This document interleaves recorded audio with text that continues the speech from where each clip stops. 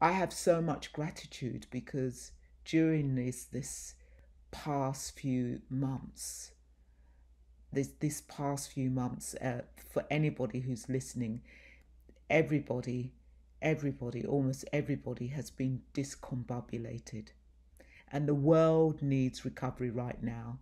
As far as I'm concerned, we have had two pandemics, both insidious viruses that come from the human condition. Let me say that again. We have had two pandemics, and both are insidious viruses that come from the human condition. By the fact that we are human, there will always be a virus. Yeah. Some are more fatal than others. It's not the first time that many people in the world have had to go into lockdown. Some people may have grandparents or parents grandparents who remember the Spanish flu. Yeah. I remember hearing a politician saying they felt incredibly guilty because they went to school during what was called the Spanish flu in inverted commas, and they came home and the mother caught the flu and died. And this politician always thought they had killed their mother. Well, of course they hadn't. But the point I'm making is that we're always going to have diseases. There's always going to be something that is going to kill us. We're going to die. You know, where I live, I can be killed by a bear, you know, or a cougar, yeah, or a car, yeah, or an earthquake, yeah, or I could die from the human condition that will age and get sick, and we will die. Yeah. And I want to talk a bit more about this pandemic. Yeah, and we will hear why I'm connecting the pandemic to addiction and recovery. I have a lot of gratitude because there was a storm that hit the world. I was in Spain in March when it all broke out in Spain, and this storm hit the world. Yeah. I was in a boat that got tossed around in the storm, but it didn't capsize, and I didn't drown, and I didn't die, and I didn't lose all my belongings, and I didn't lose all my income. Yeah. I was in a very different boat from many other people who were in a boat which did capsize, where they did lose everything, where they did lose all their belongings, and people died. I have a lot of gratitude. And so my work is with that gratitude that I have, and with the privilege of not being in one of those boats that capsized, okay? And the privilege of not being in one of those boats that capsize. How can I be of service? How can I be of service is the question. And one of the ways I can be of service is the generosity. The second virus, which I say is part of the human condition, unfortunately so, but it is racism. Yeah, it's a pandemic. Racism has been around for hundreds and hundreds of years. White privilege has been around for hundreds and hundreds of years. This systemic virus is not new. I say it again. This systemic virus is not new. I have, for one, have been affected by this virus all my life. The uprisings that we've seen have been a way to deal with this disease of racism because nothing else has got rid of it. There have been laws, and the laws have not got rid of it. Okay? Yeah. We write things down, we make things illegal, but it has not got rid of racism. It has not got rid of this systemic racism, this white supremacy. Yeah. But again, I'm privileged. I'm older. I'm an older black woman.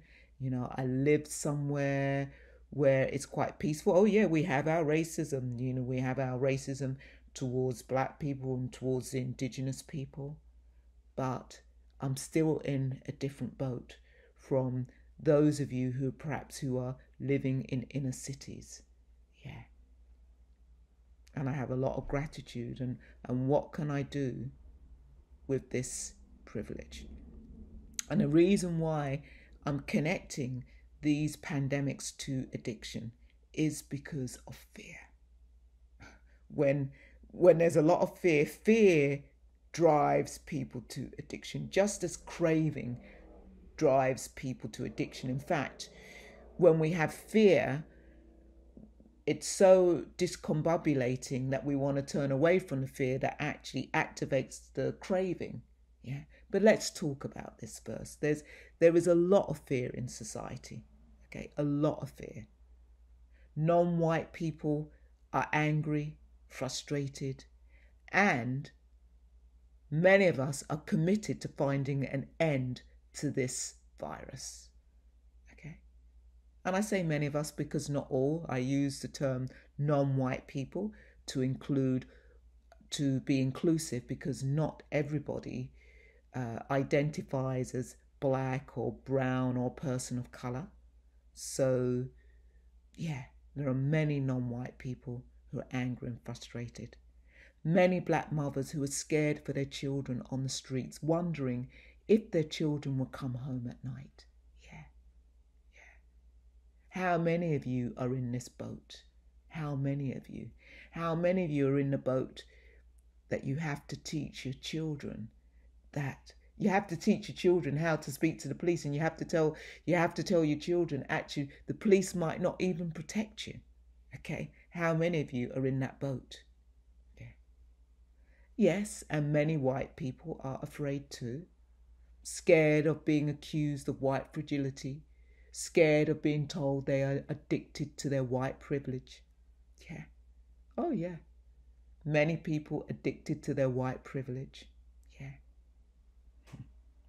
So let's look at this fear. Fear is a great word because there's many interpretations of fear if we look at fear as an acronym. Fear, F-E-A-R, face everything and recover. How do we do that? We may ask ourselves. F-E-A-R, fear everything and run. Yeah. Reality can be traumatic, painful and hard. And many people, when they face reality, they argue with reality and they run because they can't face it. Many of us have to face the reality that as a black person, we can be killed by the police, even if we are submissive, even if we do what the police tell us to do. Okay, so it's not like if we're stopped. Yeah. I grew up in England. I live in Canada now. And we had something called the sus laws, which meant suspect under suspicion. And these sus laws still happen, but they've just been modified. And it was in our language. Sus meant caught you out. Sus, we'd be having a conversation. Sus. It even became part of Black English, the word sus, because we just used to get stopped and searched because we were always this suspect under suspicion. Okay. And many of us know we've been submissive. We've done what the police have told us to do, and we've still been arrested. Okay. And we've still been locked up overnight. Yeah. And had our rights taken away from us. How do we deal with that reality? Yeah. Sometimes fear, F-E-A-R, is seen as false evidence appearing real. Yeah. Yeah. And you could say that actually maybe it's a story I'm telling myself, but no longer is it false evidence. We have the cameras. We have the cameras to just show exactly how we are being treated in the world, how black people are being treated in the world. Yeah. Let's pause for a moment. So yes, we are at risk of addictions. Yeah. during these pandemics. It's inevitable. Uncertainty and fear will drive many people to addictive behaviours. That's the reality. We can be at risk of addictions when we turn away from reality and feeling the excruciating discomfort of life. And many of us are in touch with the excruciating discomfort of life. Yeah. It's a really, really challenging time for so many people. Yes, people are always dying, but at the moment, the number of people dying has cranked up. You know, we're hearing and reading in the news that hundreds and hundreds of people are dying of this, or well, of both the pandemics. I know in 2016, I just couldn't cope. I couldn't cope. I kept on waking up, hearing that another black person had been killed by the police. Was the police addicted to killing black people? It's a question. Addicted to their power? Yeah. And some of you may wonder why many of us, and not just non-white people, but all people out on the streets protesting. Yeah. Addiction, alcoholism, compulsive behaviours often escalate during the aftermath of a crisis. Yeah. Because people want to try and quickly forget the pain. And why would we want to dwell on the pain? In times of pandemics, major disasters, catastrophes, terrorism, we need to tap into our recovery resources that will help us during challenging times. Yeah, we need to. It's a difficult time right now. And let me tell you, with the lockdown, there has been a lot of dirty drugs out there. And the number of people who have died from accidental overdose has been on the up. The number of people drinking alcohol has gone on the up. In fact, a friend of mine who is good friends with somebody who runs a vineyard in the UK he bumped into them recently and said, "How's your business? Have you gone out of business?" And the person who runs the vineyard said, "No, I haven't gone out of business." He said, "I haven't been able to sell to the restaurants, haven't been able to sell to the bars, but the consumption of alcohols in domestic household has gone up by 75%. Okay. One of my colleagues lost 5 of her students. Yeah. We'll have a smack party. And the smack was laced with fentanyl and they all died. Because it's been difficult to get the drugs tested to see whether the drugs are clean, to see whether the drugs are being contaminated. Yeah. What else is there to do when you're locked up for many people? Many people can't cope with being cooped up in a house, with perhaps domestic violence happening, with perhaps sexual abuse happening. During times of uncertainty, everyone is impacted. Okay. No matter which boat you're in, everyone experiences suffering of some kind.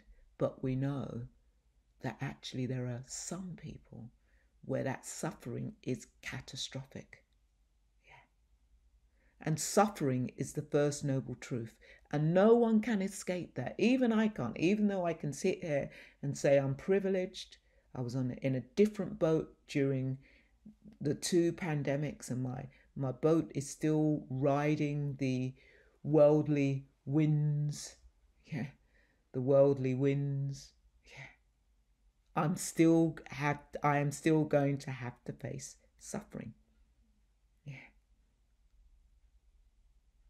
Buddhist teachers are often asked, how do we practice during turbulent times when civil liberties and freedoms are being taken away, because many people said during the first pandemic that their civil liberties and freedoms were being taken away. And we know during the second pandemic, actually, people's civil liberties and freedoms were taken away. People are being told they can't protest. Yeah.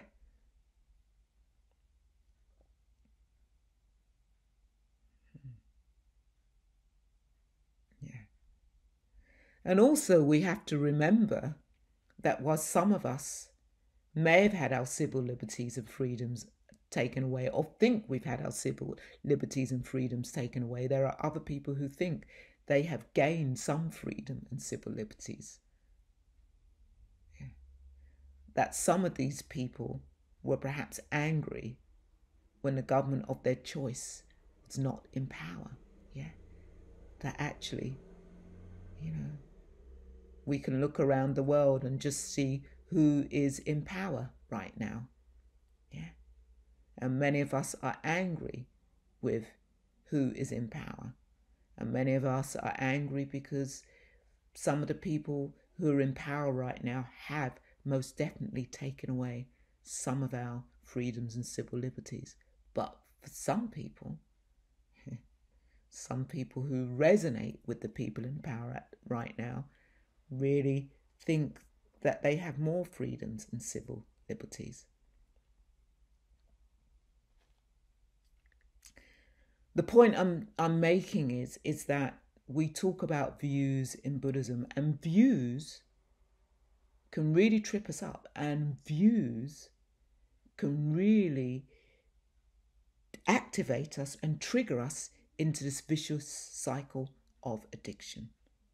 Yeah, because some of us have strong views about what is happening in the world, what happened in our childhoods, what happened in our lives. Yeah. And it doesn't necessarily make it a right view. Many people may think our view is wrong and their view is right. In the Dharma, we talk about having no view. Okay.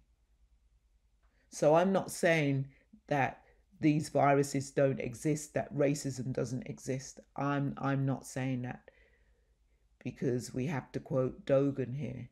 Yeah, Dogen says to study the Buddha way is to study the self. So we have to come into relationship with all the views that we have before we can begin to dismantle them. Okay. Yeah. This talk was about liberation, addiction, recovery as a path to liberation. And some of you would have heard me say that I say the Buddha was in recovery. Let's redial that, or dial back on that. The prince was in recovery. And when the prince broke through and woke up to the truth, the prince went beyond recovery and became a Buddha.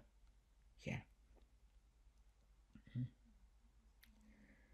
And the prince spent several weeks coming face to face with all the views that they had. And in the end, let go, let go, let go. It's said that the prince said that these views that label me as a man, a god, an asura, a deva, a human, these labels have been destroyed by me. Yeah. So that's really exciting. That's liberation. And how can we destroy the label of racism? Actually, how can we destroy the label of black, of white, of brown, of yellow, of red? Yeah. How can we destroy those labels, these categories, octarine, quadrine, these categories of how we as non-white people have been categorized? And how white people have been categorized. Because we know if we go to somewhere like Spain, white becomes darker, I'm white. If we go to somewhere like Mexico, white becomes darker, I'm white. Because many people don't want to be called black. I'm not saying all. There are people in Spain and Mexico who will identify as being non-white, a person of color. But the choice, yeah, this privilege. And we need to destroy these labels because in a way, more and more people are addicted to whiteness. You know, when somebody said racism is an addiction, I was thinking, oh, I'm not sure about that. But more and more I think about it. People are addicted to whiteness. Yeah. Yeah. As Buddhists, we have to be interested in labels. We have to be interested how people identify themselves because the whole Buddhist teachings is about destroying these identities. In fact, we say that one is addicted to the self, the ontological self. Yeah, we're addicted to the self. We're always selfing, we're always centering ourselves. And all of us as human beings have that in common. We are addicted to the self. Yeah. And we have to be interested in this addiction to the self. We have to be interested how we react to uncertain times, how we react to identities. Yeah. We have to be interested in the uprisings that are happening right now. We have to. Because we know that the rate of addiction, self-harm, suicide can spike during a change of the status quo, during the change of laws, during the change of uncertainty, during the change of uprising, during the change of statues toppling, during the change of getting rid of the Confederate flag. Yeah. All this challenges the status quo. This is the destruction of the mythos. People cannot cope with this destruction of the mythos. And we know it's during these times that addiction, self-harm and suicide can spike. And if addiction is on the rise, we have to be aware because people do foolish things under the influence of their addictive behaviors. People do harmful things under the influence of their addictive behaviors. Yeah. And we have to remember that humans seem to have an inbuilt tendency to turn away from discomfort and things that we don't like happening. And we do it by many things. We do it by blame, we do it by denial, self-pity and distraction. And all of them can lead to addictive behaviors. Yeah. All these are coping mechanisms that just fuel more agitation and discontent in our heart and minds.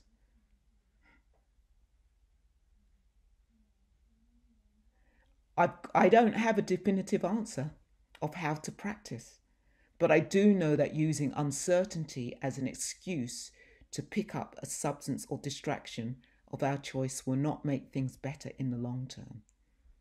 And I do know using the excuse that they're taking away our rights, that they're toppling our statues, that they're getting rid of our flag. Yeah. Picking up a substance to deal with the pain isn't going to make things better in the long term. Yeah, it can provide temporary escape from the ills of the world. And we all like a temporary escape. Yeah. Those of us who are fortunate can go on holiday for temporary escape, and even when we do go on holiday for temporary escape, it's not enough. We fall into addictive behaviours.